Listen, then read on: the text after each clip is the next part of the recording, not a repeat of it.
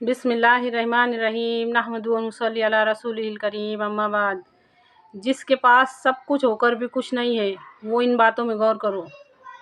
جو نا امید ہو گیا وہ ان باتوں میں غور کرو، اچھی طرح سے غور کرو ان باتوں میں۔ جس کے دل میں سننے کی تڑپ ہے، جس کے دل میں شوق ہے، وہ ان باتوں پر غور کرو۔ جو بچنا چاہتا ہے وہ ان باتوں پر غور کرو۔ وہ اللہ ہے جو جیسی چاہتا ہے ہماری ماؤں کے پیٹوں میں ہماری صورتیں بناتا ہے۔ وہ اللہ ہے جو 3 طرح کے اندھیروں میں ہماری حفاظت کرتا ہے۔ وہ اللہ ہے جس نے ہم کو دیکھنے کی طاقت دی۔ آنکھوں کو دیکھنے کی طاقت کس نے دی؟ کانوں کو سننے کی طاقت کس نے دی؟ زبان کو بولنے کی طاقت، چکھنے کی طاقت کس نے دی؟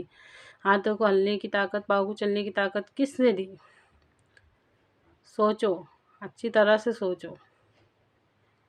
جس نے ہر طرح سے کوشش کر کے دل لگانے کی کوشش کر لیا پھر بھی اس کے دل نہیں لگ رہا نا، تو ان باتوں میں غور کرو۔ کہاں سے آئے ہیں، کہاں جانا ہے، ان باتوں میں غور کرو۔ اللہ کے واسطے سوچو، سمجھو۔ اگر آسمان سے بارش برسانا چھوڑ دے اللہ تعالیٰ تو ہم کیا کر سکتے؟ کیا ہم کو فرق نہیں پڑے گا؟ اگر اللہ رب العزت زمین سے اناج اگانا چھوڑ دے تو ہم کو فرق نہیں پڑے گا؟ ان سب باتوں میں غور کرو۔ اولم یر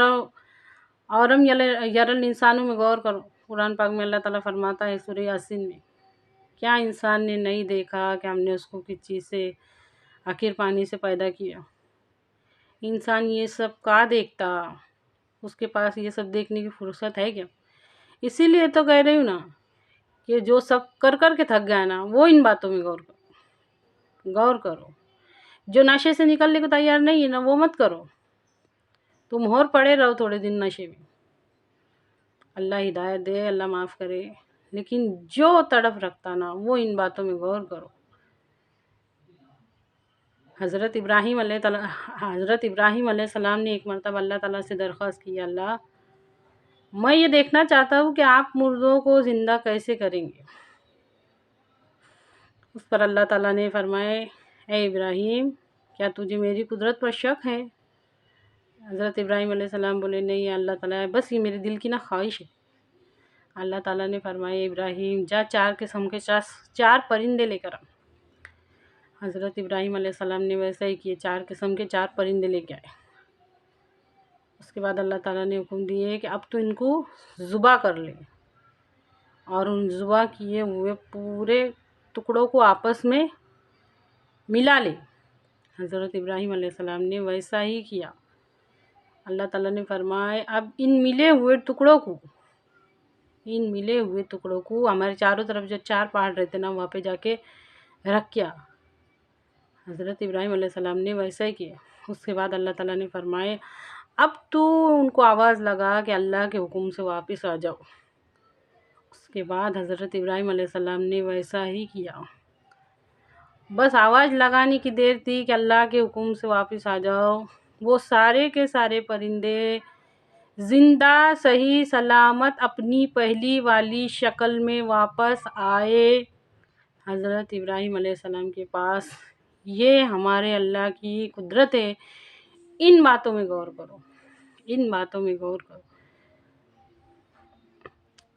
اگر آنکھوں نے دیکھنا بند کر دیا تو ہم کو کوئی فرق نہیں پڑے گا، اگر کانوں نے سننا بند کر دیا تو ہم کو کوئی فرق نہیں پڑے گا، اگر زبان نے بولنا بند کر دی، چکھنا بند کر دی تو ہم کو کوئی فرق نہیں پڑے گا۔ سوچ کے دیکھو، اللہ کی قدرتوں میں غور کر کے دیکھو۔ بغیر سہارے کے آسمان کا کھڑا ہونا، زندہ سے مردہ کا نکلنا، مردہ سے زندہ کا نکلنا، یہ سب کون کر رہا؟ مرغی جاندار رہتی، اس میں سے جو انڈا نکلتا وہ بے جان رہتا، کون کر رہا؟ یہ انڈا بے جان رہتا، اس میں سے مرغی نکلتی، یہ سب کون کر رہا؟ مچھلی کو تیرنا کس نے سکھایا؟ پرندوں کو اڑنا کس نے سکھایا؟ پھولوں میں خوشبو ڈالنے والا کون ہے؟ تتلیوں میں رنگ بھرنے والا کون ہے؟ سوچو۔ اگر سب کچھ ہو کے بھی کچھ نہیں ہے نا تو یہ سب کرنے والے کے بارے میں سوچو۔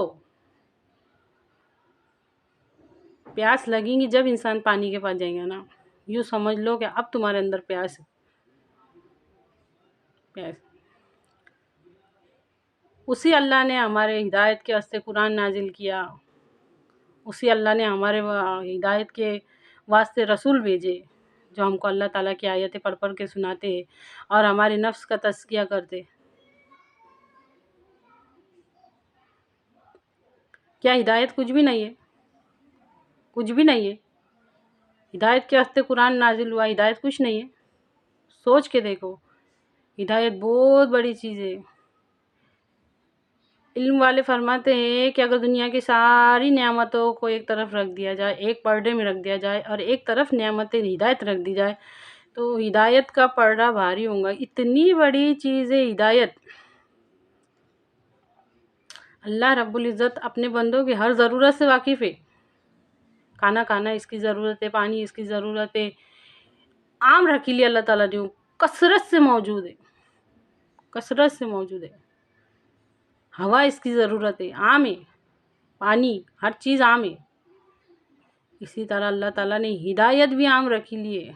ہر گھر میں قرآن موجود ہے، ہر گھر میں حدیث موجود ہے تاکہ میرا بندہ ہدایت حاصل کرے، اور بندے کو اس کی ضرورت نہیں ہو۔